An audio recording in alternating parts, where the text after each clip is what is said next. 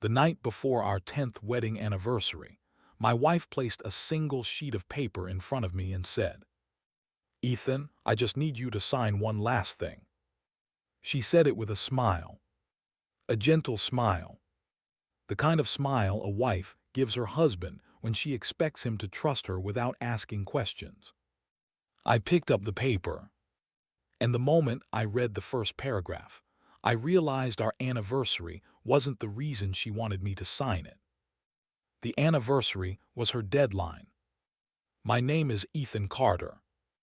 I was 39 years old, and I'd been married to my wife, Amanda, for almost 10 years.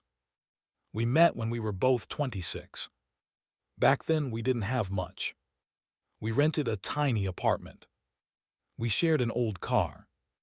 We ate cheap takeout on Friday nights and dreamed about buying a house someday. I loved those years. Amanda always told me that money didn't matter to her. She would say, "If we're together, we can figure everything else out." I believed her. For the first several years, she was right. We built a life together. I worked in technology. Amanda worked in real estate. Eventually, we bought a house. We started investing. We traveled. We built savings. From the outside, everything looked perfect. But about a year before our 10th anniversary, Amanda changed.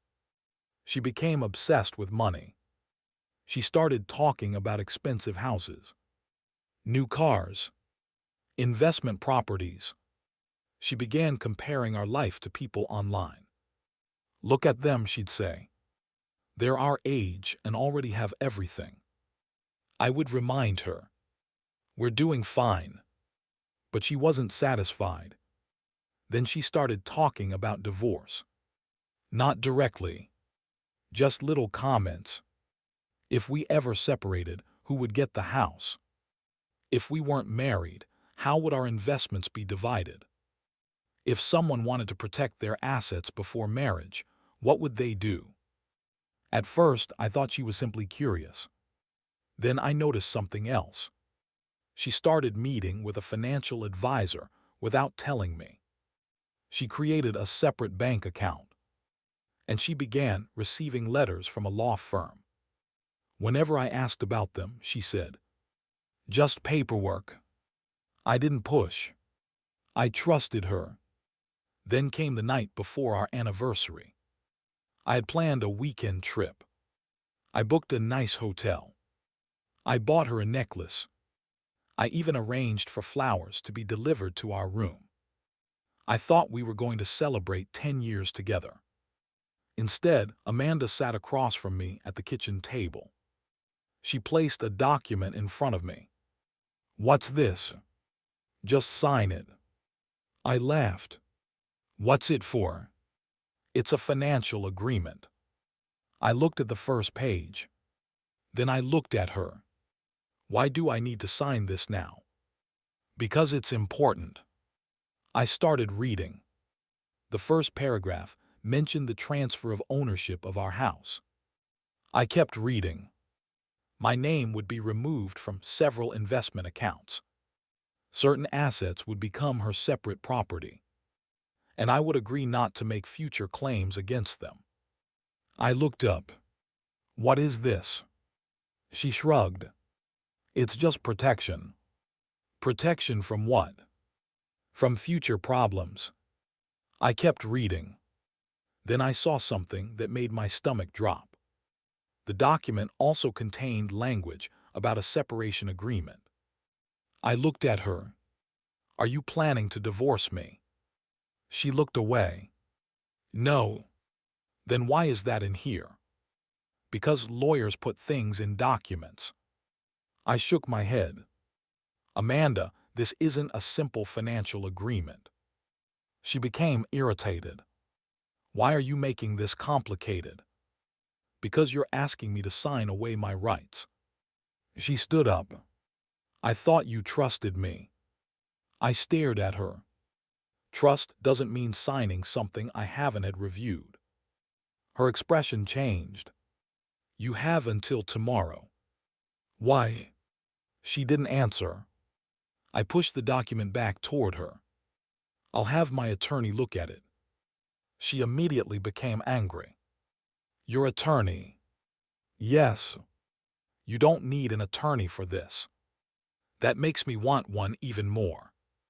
She grabbed the paper. You're ruining our anniversary. I looked at her. No, Amanda. I paused. You brought this to me the night before our anniversary. She stormed upstairs. I stayed at the table. Then I called an attorney. The next morning, my attorney reviewed the document. His reaction was immediate. Don't sign this. I wasn't planning to. He pointed to several sections. This would transfer significant assets away from you. And the separation language. That could become very important. He continued reading. Then he looked at me.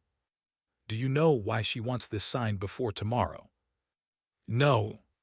Because the anniversary date appears to have financial significance. I didn't understand. He explained that certain assets had been acquired during our marriage. If I signed the agreement before the anniversary date, Amanda could potentially use the document to establish that I had voluntarily given up claims to those assets. I stared at him. So she planned this. Possibly. I went home. Amanda was waiting. Did you sign it? No. She sighed. Ethan, why are you doing this? Because I read it. She looked nervous. I told you it was just paperwork. No. I put the document on the table. You wanted me to sign away part of our life together. She crossed her arms. You're being dramatic. Then explain it. She didn't. I asked, who's your lawyer? She froze. I already knew. You've been planning a divorce. No. Then why does the document contain a separation agreement?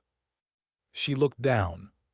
Finally, she said, I was going to tell you after the anniversary. I felt something inside me go quiet. So tomorrow was supposed to be our last anniversary. She didn't answer. That was enough. I spent the rest of the day reviewing our finances with my attorney. That's when we discovered something worse. Amanda had already started moving money. Not from our shared checking account. From investments we had built together. She had transferred several assets into a separate account. And there were records showing she had been preparing to claim that I had agreed to the changes. The paper I was supposed to sign was the final piece. If I had signed it, I would have made her plan much easier. The next morning was our 10th anniversary. Amanda woke up expecting flowers. Instead, she found divorce paperwork on the kitchen table. She stared at it. What is this? I answered, the truth. She began crying. You're really doing this. I didn't make this decision last night. She looked confused. When did you decide? When you asked me to sign away 10 years of my life without giving me time to understand what I was signing. She sat down. I didn't want to hurt you. You were planning to divorce me after our anniversary. I was confused. Were you confused when you moved the money? Silence. Were you confused when you hired the lawyer? Nothing. Were you confused when you wrote that separation agreement? She started crying. I thought you would fight me. I shook my head. I would have fought for our marriage. She looked at me. But you weren't fighting for hours. That sentence broke her. The divorce process took months. There were negotiations. There were financial reviews. There were arguments.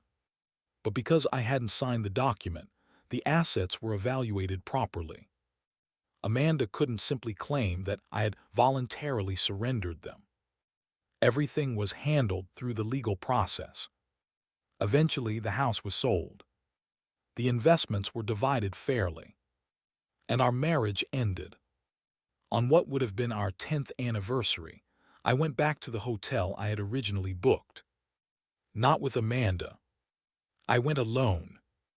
I sat at a table overlooking the city. I ordered dinner. Then I took out my phone. There was one old photograph from our first anniversary. Amanda and I were sitting in that tiny apartment. We were laughing. We had almost no money. But we were happy. I looked at the photograph for a long time. Then I deleted it. Not because the memory was worthless, because I no longer needed to carry it. A year later, I received an email from Amanda. She apologized. She admitted she had planned the divorce months before our anniversary. She had believed I would sign the document because I trusted her. She had believed that if she waited until the last moment, I wouldn't have time to question anything. Then she wrote something that stayed with me. I thought the paper was going to give me a better future. I closed the email. Because the paper had never been the real problem. The real problem was that she had stopped seeing our marriage as something we built together.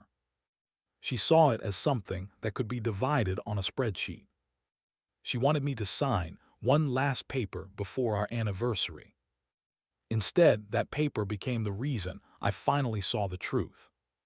And looking back, I'm grateful I didn't sign it. Not because of the money. Not because of the house. Not because I wanted to win. I'm grateful because it taught me something important. Trust is not the same as blind obedience. You can love someone deeply and still ask questions. You can believe in someone and still protect yourself. And when someone tells you, it's just one signature, sometimes the smartest thing you can do is put the pen down. Because that night, my wife thought she was asking me to sign one last paper. She didn't realize she was giving me one last reason to walk away. And the strangest part, our 10th anniversary wasn't the end of our marriage. The truth was, the signature I refused to give was the first honest decision I'd made in years.